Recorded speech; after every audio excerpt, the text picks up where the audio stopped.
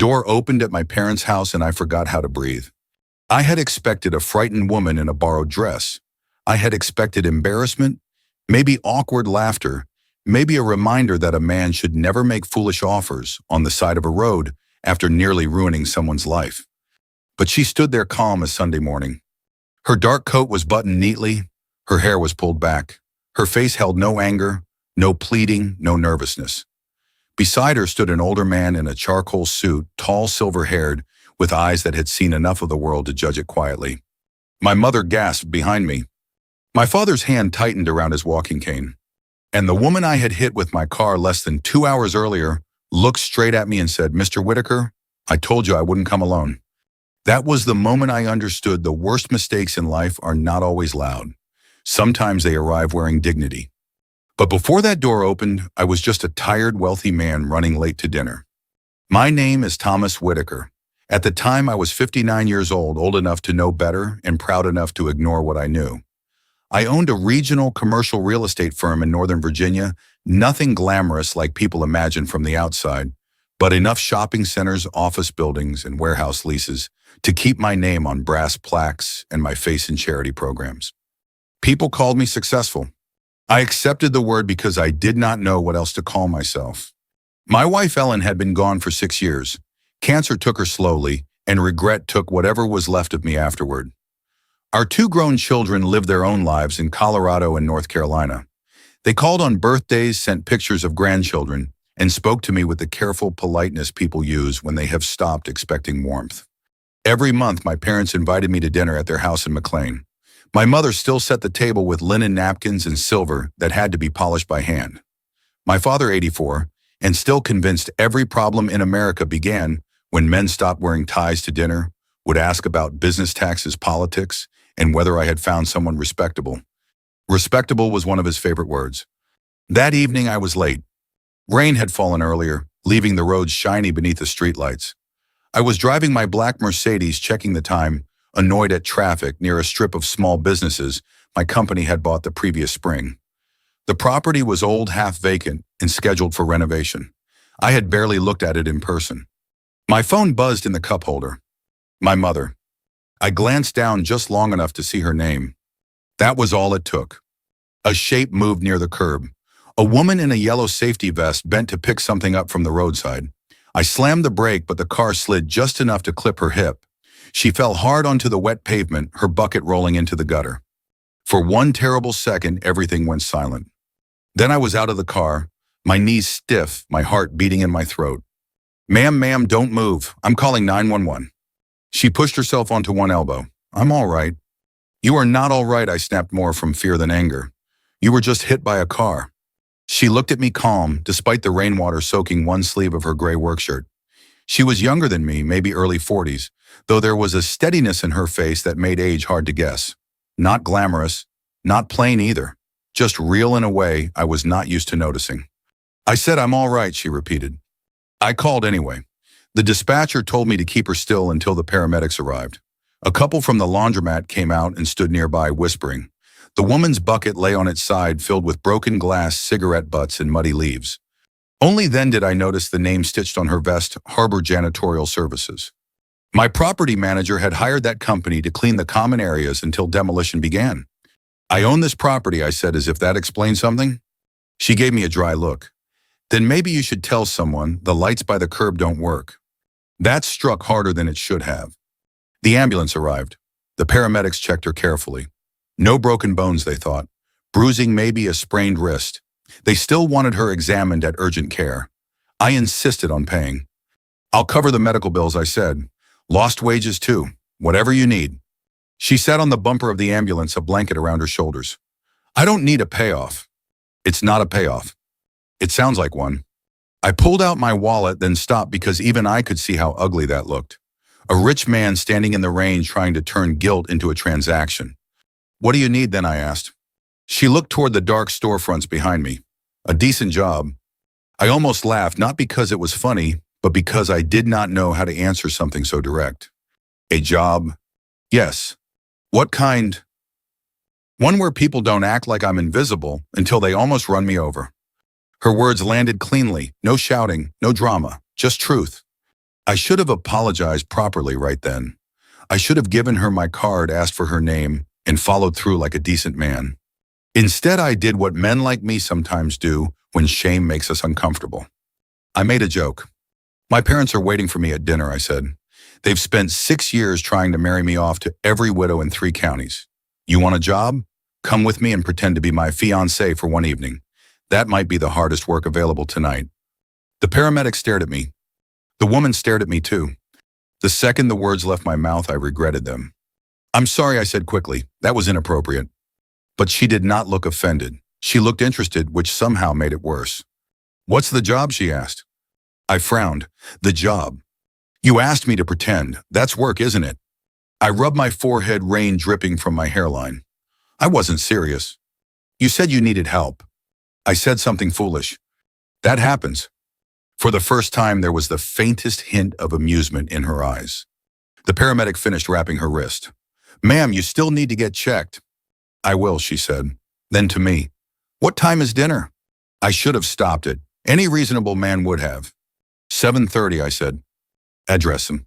I gave it before I could think better of it. Then she said the sentence that should have warned me. I'll come, but I won't come alone. I assumed she meant a friend, maybe someone for safety, maybe a sister. Honestly, I did not think about it much. I was too busy feeling relieved that she was alive and not screaming, suing, or lying broken under my front bumper. What's your name? I asked. Clara, she said. Clara Bennett. I handed her my business card. Thomas Whitaker. She glanced at the card, then at the building behind me. Yes, she said softly. I know. Something about the way she said it made me uneasy. But my phone buzzed again. My mother. The ambulance lights flashed red across the wet pavement. The whole scene had become too embarrassing to stand in any longer. I'll make this right, I told Clara. She looked up at me from beneath the blanket. Then start by seeing people before you hit them. I had no answer. I drove to my parents' house with damp cuffs, shaking hands, and the foolish belief that I was still in control of the evening. I did not know Clara Bennett had already seen through me. I did not know the man she would bring to dinner had every reason to remember my family name. And I certainly did not know that by the time that front door opened, the woman I had mistaken for a janitor would begin taking apart the quiet arrogance I had spent a lifetime building. I stood there for a moment after closing my car door, staring at my parents' house like it might offer me some kind of answer. It never did. The Whitaker house had been the same for 40 years. White brick, black shutters, trimmed hedges that my father still insisted on inspecting himself even now. Order, control, appearances. That was what the house stood for. That was what I stood for too, or at least what I had convinced myself of. I checked my reflection in the car window. My shirt was damp at the cuffs.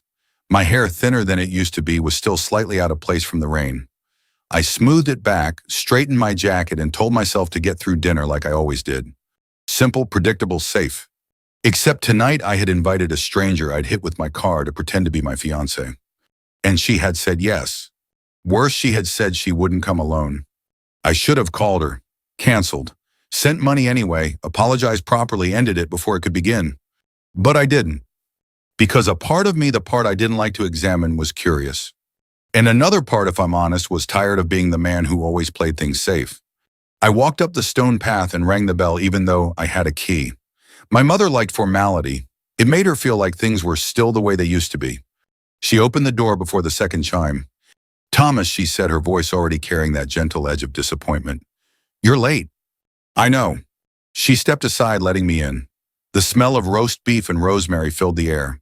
It hit me with something close to memory. Ellen in the kitchen years ago, laughing at something I didn't hear because I was reading emails at the table.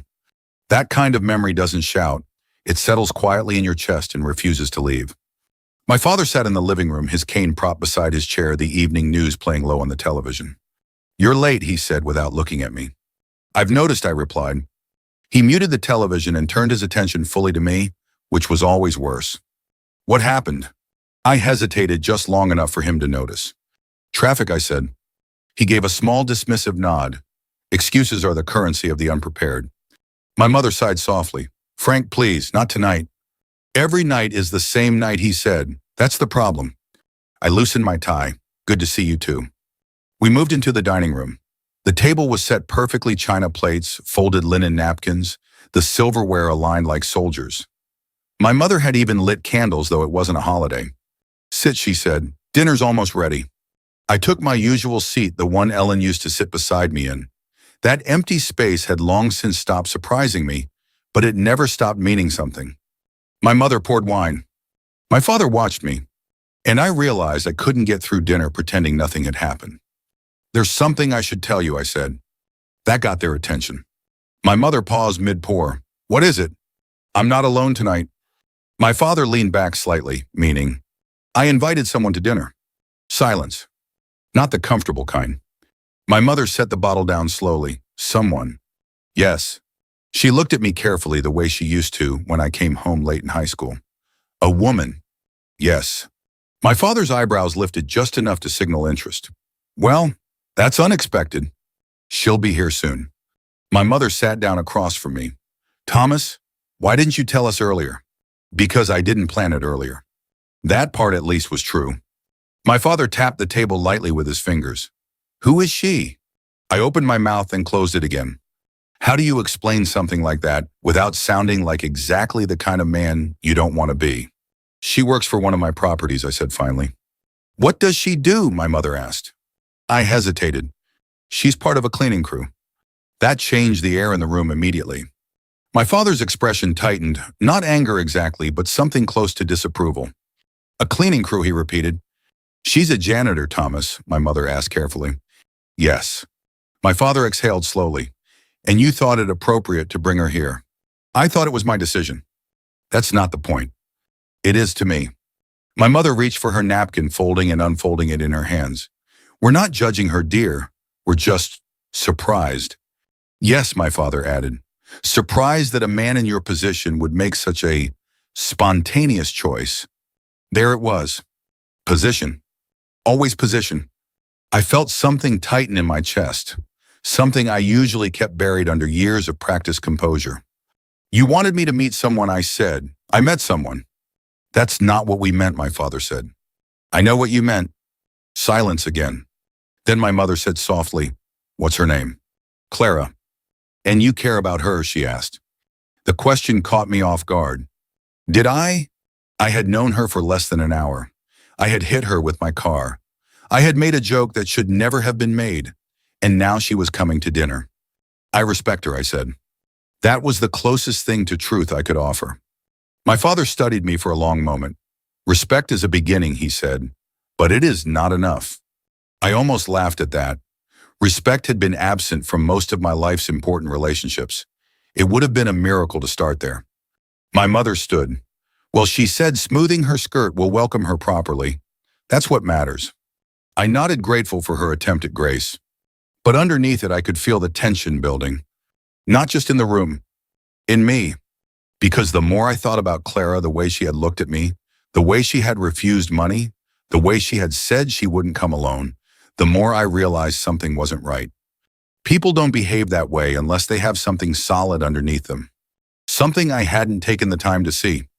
I checked my watch. 7:26 p.m. 4 minutes. My father poured himself more wine. "I assume she understands the nature of this evening," he said. "What nature is that?" I asked. He met my eyes. "That she is entering a family with standards." I held his gaze. "She's entering a house for dinner." "For you, perhaps," he said. "For us, it is more than that." I didn't answer. Because for the first time in a long while, I wasn't entirely sure what I had brought into this house, or whether I had any right to it. The clock on the wall ticked louder than usual. 7:29 p.m. My mother moved toward the front hallway, adjusting a vase that didn't need adjusting. My father remained seated, composed, waiting.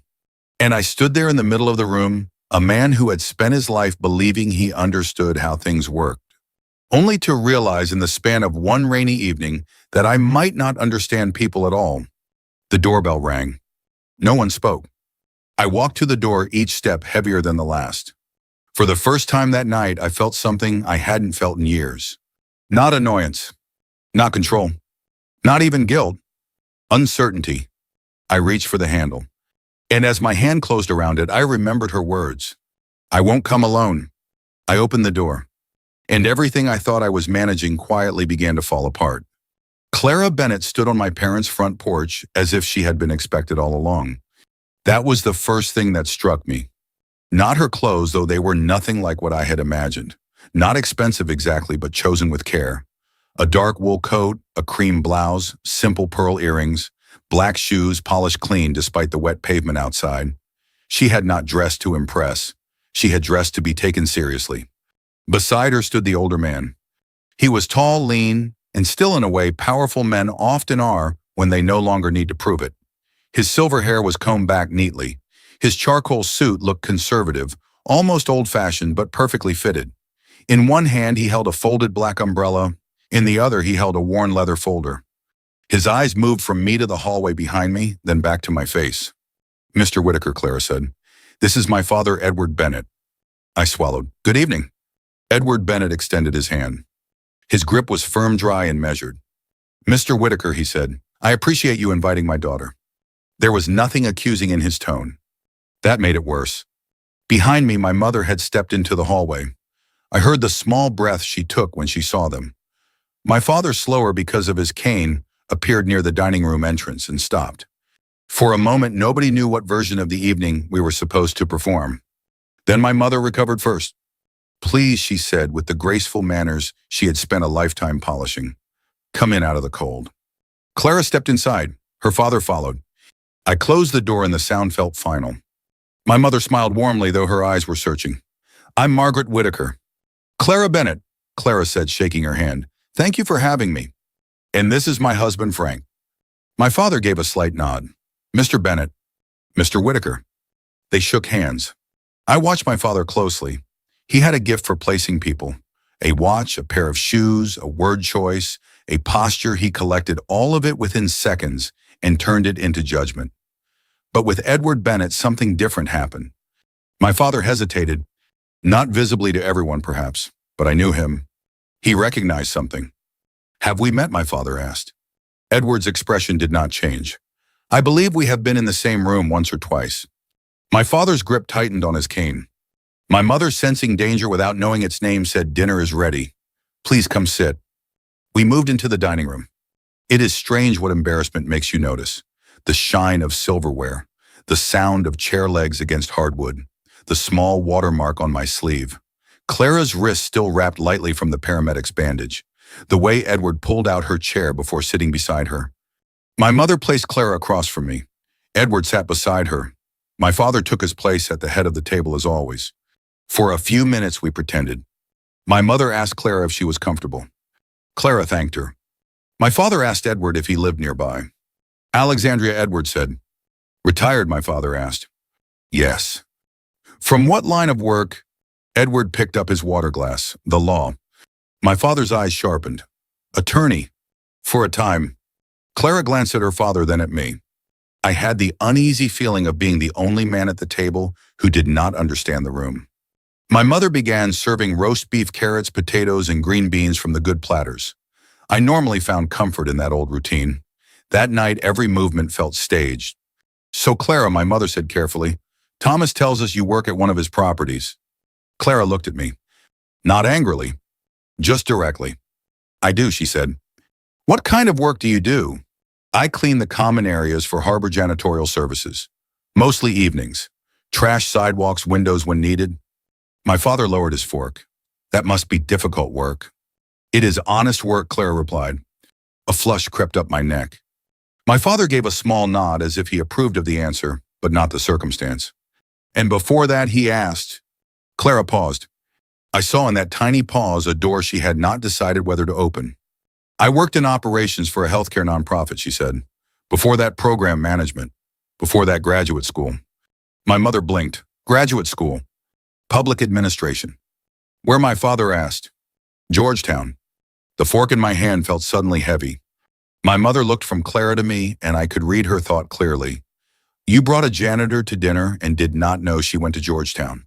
"No, mother," I thought. I hit her with my car first.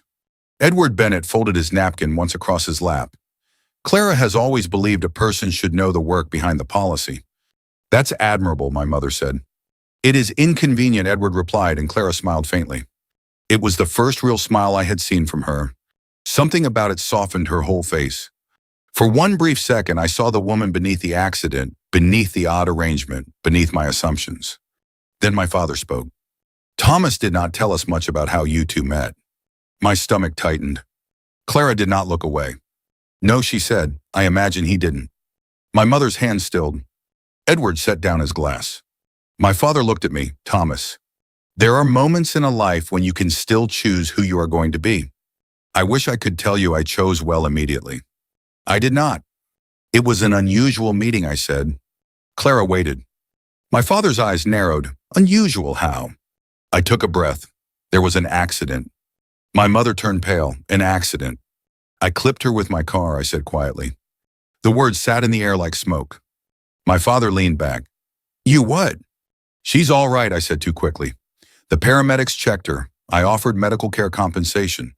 I refused, Clara said. My father stared at me as if I had become a stranger at his own table. My mother whispered, Thomas. I looked down at my plate. Roast beef untouched. Green beans perfectly aligned. That was when Edward Bennett finally spoke in a voice low enough that everyone leaned in to hear it. My daughter called me after the paramedics left, he said. She told me a man had hit her because he was distracted. She also told me he was more embarrassed than cruel. I looked up. Edward's eyes rested on me. I came tonight to decide whether she was right. No one moved. Clara's face remained composed, but I saw the slightest tension near her jaw. My father cleared his throat. Mr. Bennett, I assure you. Edward raised one hand, not rudely but firmly. I am not here for assurances, Mr. Whitaker. My father stopped. That alone was remarkable. Edward turned to me. My daughter also said you asked her to pretend to be your fiancé. My mother closed her eyes briefly. My father's face went hard. I felt smaller than I had felt in years. It was a stupid joke, I said. Was it? Edward asked. I looked at Clara. She did not rescue me. Good for her. No, I admitted, not entirely. The room became very quiet. Edward leaned back slightly. Then perhaps you can help me understand. I tried to speak, but no clean explanation came. Only ugly little pieces of truth. I was lonely. I was tired of disappointing my parents. I was used to solving discomfort with money. I had seen Clara in a yellow vest and decided in some lazy corner of my mind that she could be used as a shield for one evening. None of that sounded like a man worth defending, so I said the only thing I could. I was ashamed, I said, and I tried to turn it into something I could control. Clara's eyes softened, but only a little. Edward watched me for a long moment. Then he asked the question that changed the rest of my life. Mr. Whitaker, he said, when you looked at my daughter on that roadside, did you see a woman or did you see a problem? My father looked away. My mother put one hand over her mouth. And I, Thomas Whitaker, who had spent nearly 60 years building an answer for everything, found I had none. There are questions a man spends his whole life avoiding. Edward Bennett had just asked me one of them. When you looked at my daughter, did you see a woman or a problem? The room held its breath. I could feel my father's disappointment without looking at him. My mother sat very still, her hand still near her mouth. Clara watched me not with anger, not even with expectation, just patience. That made it harder, because patience leaves you no place to hide. I lowered my eyes to the table for a moment, not out of shame alone, but because I needed a second to separate the truth from the habits I had built over decades. I began, then stopped. What had I seen? A liability, an inconvenience, a complication to be resolved quickly so I could get to dinner on time. I looked up again. I saw a problem, I said. No one spoke. Edward did not nod or react. Clara did not look surprised. My father shifted in his chair, uncomfortable in a way I had rarely seen. Thomas, that's not. It is, I said quietly. I wasn't raising my voice. I didn't need to. Because for once, I wasn't arguing. I was admitting. I didn't ask her name at first, I continued. I didn't ask what she needed. I asked how to fix it, quickly, quietly, efficiently. My mother's eyes filled slightly. She reached for her napkin. Edward folded his hands on the table. And when she refused your money, I didn't understand it. Why? Because money is how I've solved things for a long time. That was the cleanest sentence I had spoken all evening. My father exhaled slowly, as if something in that answer unsettled him more than he expected. Clara finally spoke. You didn't just misunderstand me, she said. You dismissed me. Her voice wasn't sharp. It didn't need to be. I know, I said. She tilted her head slightly. Do you? Yes. How no. I took a breath. Because I've done it before, I said. That surprised even me. The words hadn't been planned. They had simply arrived. With employees, I continued. With tenants, sometimes with my own family. My mother looked down at her plate. My father said nothing. I leaned back slightly, feeling something shift inside me, not breaking exactly, but loosening. I've spent years looking at people in terms of outcomes, I said. What they can do, what they cost, what they solve. Edward's eyes remained steady on mine. And what do you think that has cost you? I almost smiled at that. More than I realized. Silence settled over the table again, but this time it wasn't tense. It was reflective. My mother finally spoke, her voice softer than before. Clara, you said you worked in operations before. Healthcare, wasn't it? Clara nodded, yes. Why did you leave? Clara rested her hands lightly on the edge of the table, because I stopped recognizing the work. What do you mean, my mother asked. We were supposed to help people, Clara said, but over time it became more about numbers, reports, funding cycles. We talked about patients like they were categories instead of people. Edward added quietly, she resigned rather than sign off on a program she believed would harm more than help. My father looked up. That must have been difficult. It was necessary, Clara said. I studied her. The calmness I had noticed earlier wasn't passive. It was chosen, built. You chose to take a janitorial job after that, I asked. Yes. Why? Because I wanted to remember what work feels like when it's honest. I frowned slightly. You think other work isn't honest? I think it's easy to forget who you're working for, she said. That landed. Not as an accusation, as a mirror. Edward leaned back in his chair. There is a difference, Mr. Whitaker, between managing outcomes and understanding people. I'm starting to see that, I said. My father cleared his throat. Well, in business, outcomes matter. They do, Edward agreed. But when outcomes become the only measure, people become invisible. The word hung there. Invisible. Clara had used it earlier, standing in the rain. One where people don't act like I'm invisible. I felt a quiet pressure in my chest. I didn't see you, I said to her. She met my eyes. No. I saw the vest, the job, the situation, and I made a decision based on that. Yes. And when you asked for a job, you thought I was trying to get something from you, she said. I thought you were being practical. And when you asked me to pretend, I looked down again just for a second. I thought I could turn an uncomfortable situation into something useful. For you, she said. Yes. There it was. Plain, unprotected. For a moment, no one spoke. Then Clara said something I did not expect. At least you're honest about it now. I looked up. That doesn't fix it, she added, but it's a place to start. My mother let out a small breath as if she had been holding it all evening. My father shifted again, his grip on the cane loosening slightly. Edward nodded once. Truth is rarely comfortable, but it is necessary. We returned to dinner slowly after that, not to avoid the conversation, but to let it settle. My mother asked Clara about Georgetown. Clara answered.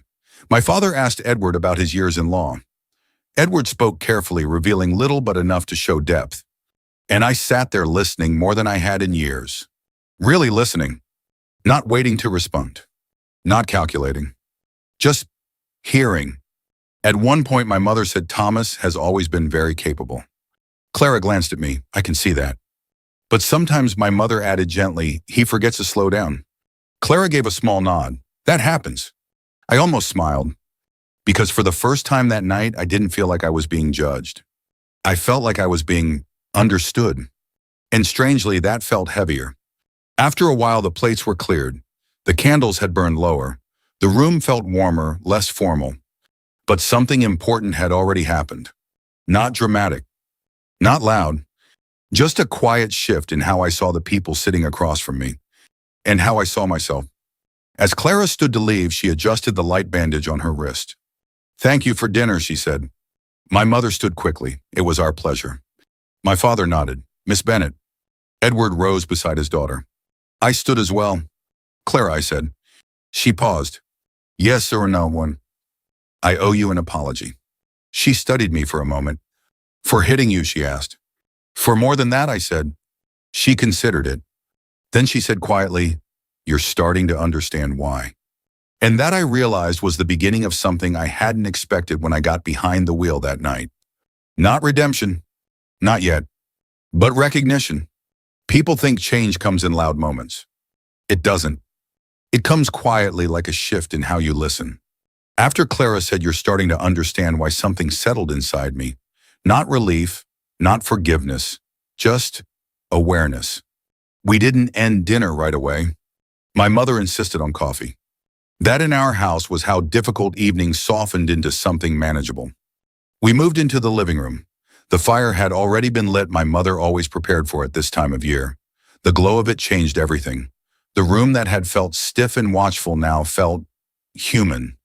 Clara sat on the edge of the sofa, at first careful, composed. Edward took the armchair across from my father. I stood for a moment, unsure where to place myself. Then Clara said almost casually, "You can sit, Mr. Whitaker. I'm not going to disappear." It was a small thing, but it broke the tension. I sat. My mother brought in coffee on a tray along with a plate of small butter cookies she had baked earlier that afternoon. She always baked too much. It was her way of caring without asking. "Sugar?" she asked Clara. "Just a little, thank you." "Cream?" "Yes."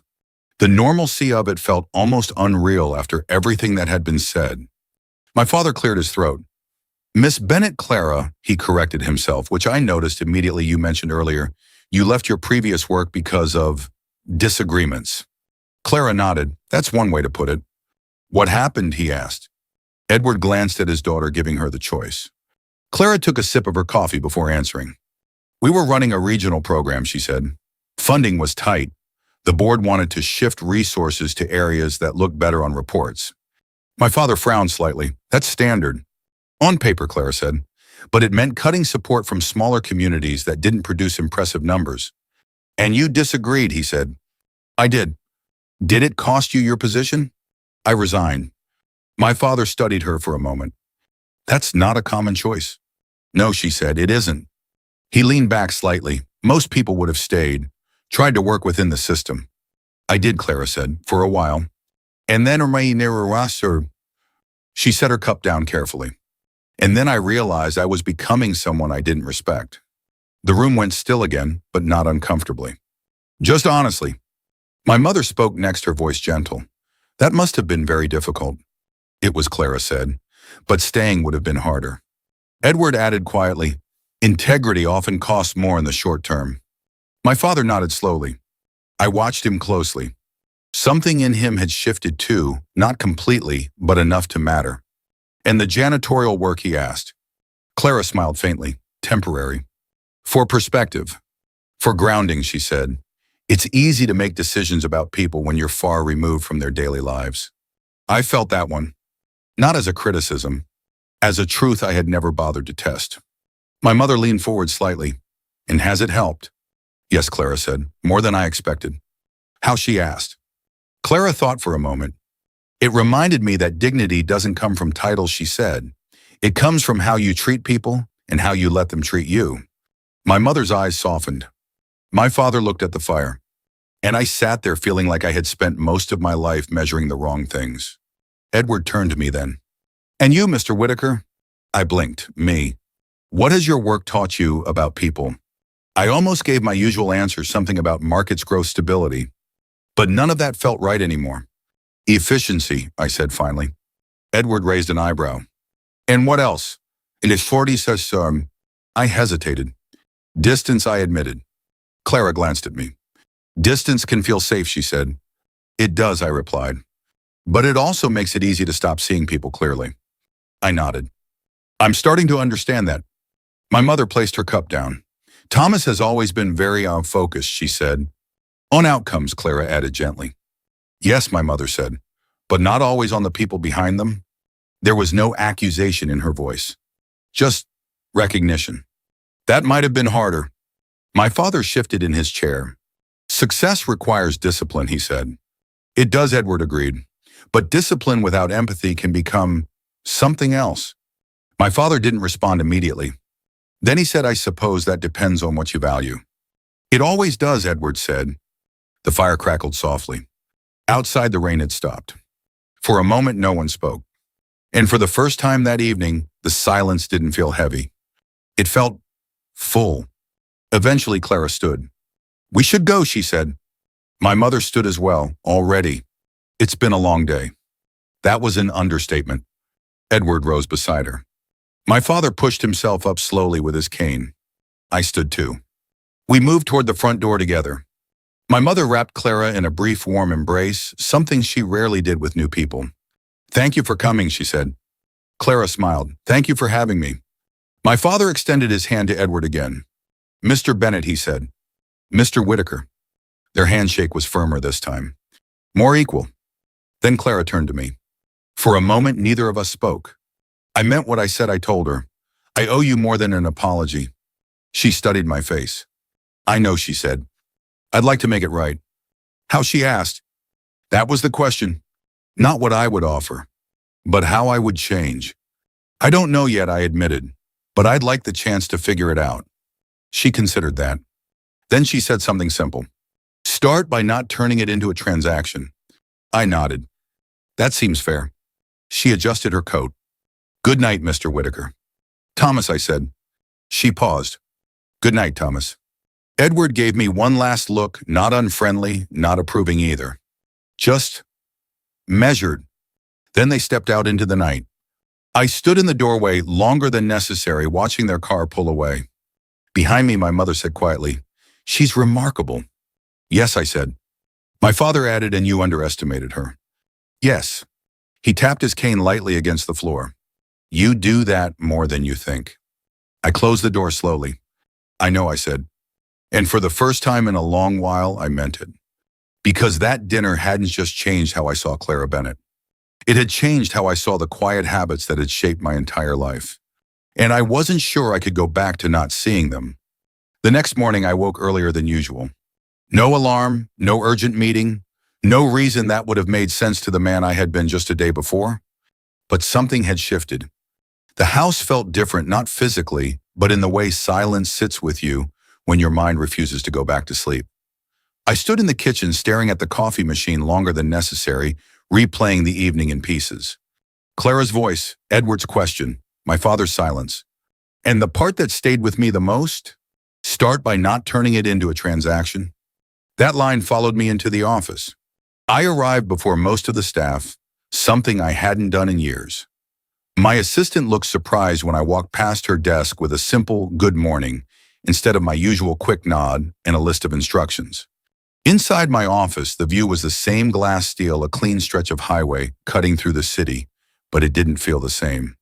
I sat down, opened my laptop, and pulled up the file for the property where I had hit Clara. Harbor Janitorial Services. I clicked through the contract.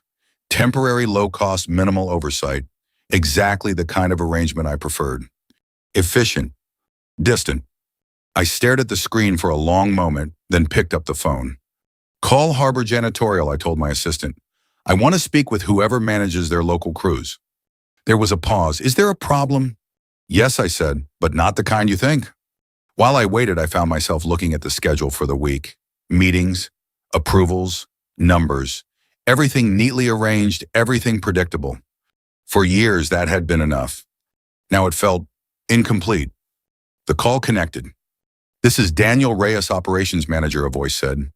"Mr. Reyes, this is Thomas Whitaker. I own the Ridgeview property." "Yes, sir. Is there an issue with the service?" "There is," I said, "but I'd like to discuss it in person." Another pause. "Of course. And I'd also like to speak with one of your employees, Clara Bennett." There was a longer pause this time. "I can arrange that," he said carefully. "Thank you." I hung up and sat back.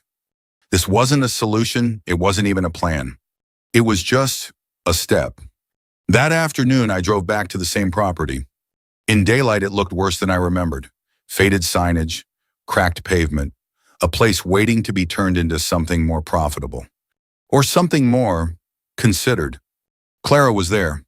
Same vest, same steady posture, same quiet focus as she worked along the sidewalk. For a moment, I stayed in the car. Not because I didn't want to face her, because I wasn't sure how to do it differently. Then I stepped out. She noticed me before I spoke. "You're not hitting anything today, are you?" she asked without looking up. No, I said, I'm walking.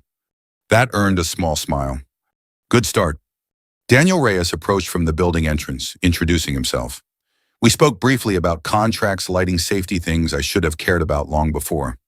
Then he excused himself, leaving Clara and me alone. For a moment, neither of us spoke. I meant what I said last night, I told her. I know, she said. I don't want to fix this with money. Good. I want to do it properly. She leaned on her broom, slightly studying me. What does that mean to you, she asked. I hesitated. Better working conditions, proper lighting, safer equipment, a review of the contract. She nodded slowly. That's a start.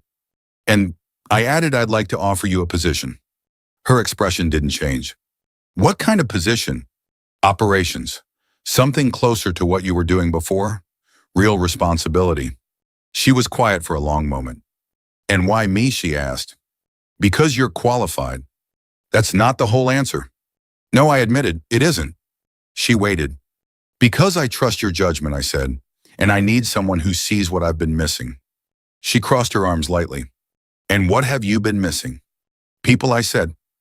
That seemed to land. But she didn't accept right away. I won't be a project, she said. You won't be. I won't be there to make you feel better about yourself. I know. And I won't accept anything that compromises what I walked away from before. I wouldn't ask you to. She studied me carefully. Then she said, I'll think about it. That was more than I expected. Over the next few weeks, things changed slowly. Not dramatically. Not perfectly. But noticeably. Clara accepted the position with conditions. Clear ones. Respect, transparency, independence. And she kept them. At work, she was direct, thoughtful, and unwilling to let things slide just because they had always been done that way. At first, it unsettled people, including me. But over time, it became something else. Valuable. We didn't rush anything beyond that. No sudden friendship, no forced closeness. Just conversations. Real ones. Sometimes about work, sometimes about nothing important at all. I found myself listening more, interrupting less.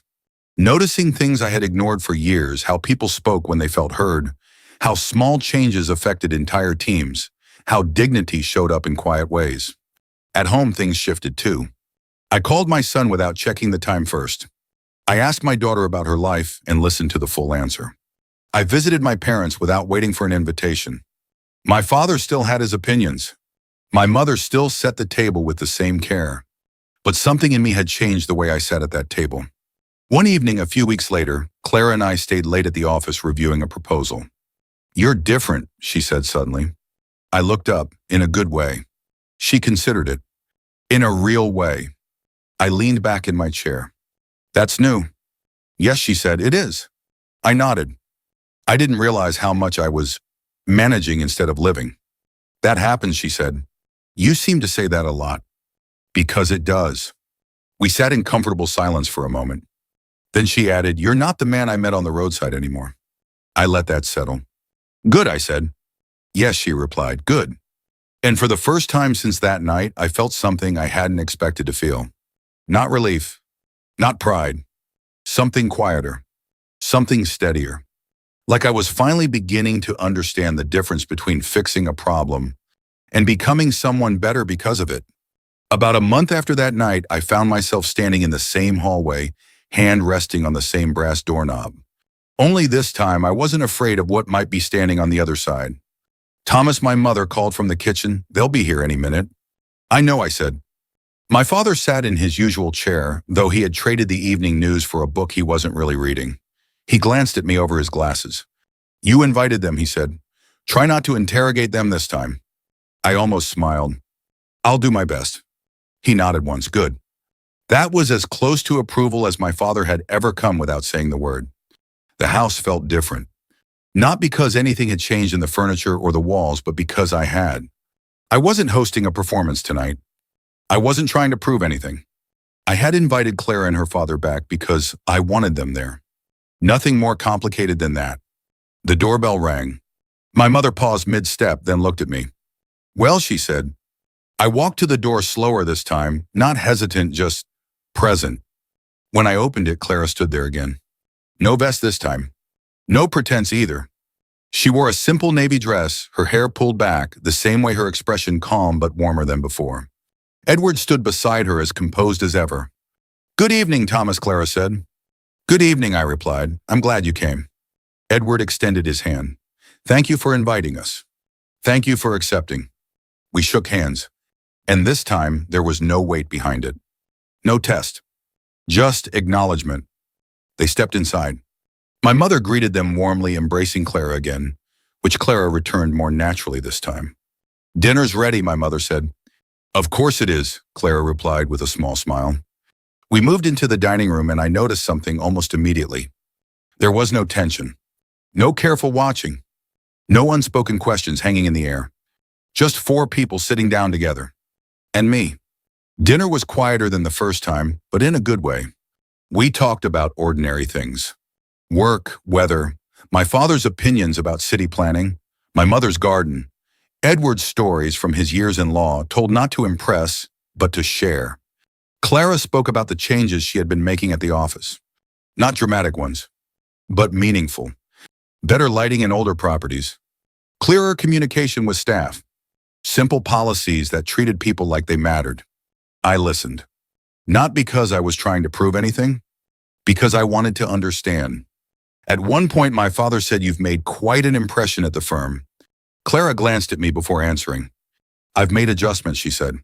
My father nodded. "Thomas speaks highly of your work." That caught me off guard. I hadn't realized he noticed. "Thank you," Clara said. Later over coffee, Edward turned to me. "You've been busy," he said. "I have. And not just with business.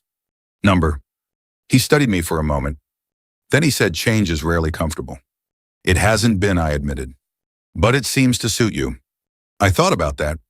I think it's overdue. Clara watched the exchange quietly. After a while, my mother stood and began clearing cups. "I'll help," Clara said, rising with her. They moved into the kitchen together, leaving my father, Edward, and me in the living room. My father leaned forward slightly. "You handled things poorly that night," he said. "I know. But you handled what came after. Better than I expected." That surprised me. "Thank you," I said. He nodded once. Edward added, "What matters is not the mistake, Mr. Whitaker. It is what you choose to learn from it." "I'm still learning," I said. "Good," he replied. "That means you're still paying attention." We sat in comfortable silence after that. Not forced. Not careful. Just quiet. When Clara returned, she glanced at me. "Walk me out," she asked. Of course. We stepped outside together. The night air was cool, clear. Very different from the rain-soaked evening when we had first met. For a moment, we stood on the porch without speaking. Then I said, "I owe you something." She smiled slightly. "You've already said that." "I don't mean money." "I know." I took a breath. "I owe you the truth." She waited. "I didn't just change because I felt guilty," I said. "I changed because I realized I didn't like who I had become." She nodded slowly. "That's a harder realization." "Yes." "And what do you plan to do with it?" "Keep going," I said. "Keep paying attention. Keep choosing differently." She studied my face as she had done the first night, but this time there was something softer in her expression. "That's all anyone can really do," she said. I hesitated. Then I asked, "Would you consider dinner again sometime?" She tilted her head slightly. "This wasn't dinner." I smiled. "You know what I mean." She thought for a moment. "Maybe," she said, "as long as it's not a job." "Not a job," I said. "And not a performance." "Not that either." She nodded. "Then maybe." Edward stepped out behind her. "Ready?" he asked. She turned back to me once more. "Good night, Thomas." "Good night, Clara." They walked to their car. I watched them go, not with uncertainty this time, but with something steadier. Something earned. When I went back inside, my mother was already straightening the table. My father sat quietly, his book closed. "It went well," my mother said. "Yes," I replied. My father looked at me. "You opened the right door this time." I nodded. "I think I did." Later that night, alone in my house, I stood by the window and thought about everything that had changed. Not in my business. Not in my schedule. In me. I had spent years believing success was about control. About outcomes. About staying ahead of problems. But that night on the roadside and everything that followed had taught me something I should have learned much earlier. People are not problems to solve. They are lives to understand. And sometimes the greatest thing someone can give you is the chance to see that clearly. If this story stayed with you, even in a small way, take a moment to think about the last time you truly saw someone, not for what they could do for you, but for who they are. And if you believe stories like this still matter, quiet ones, honest ones, you're always welcome to come back and sit with me again.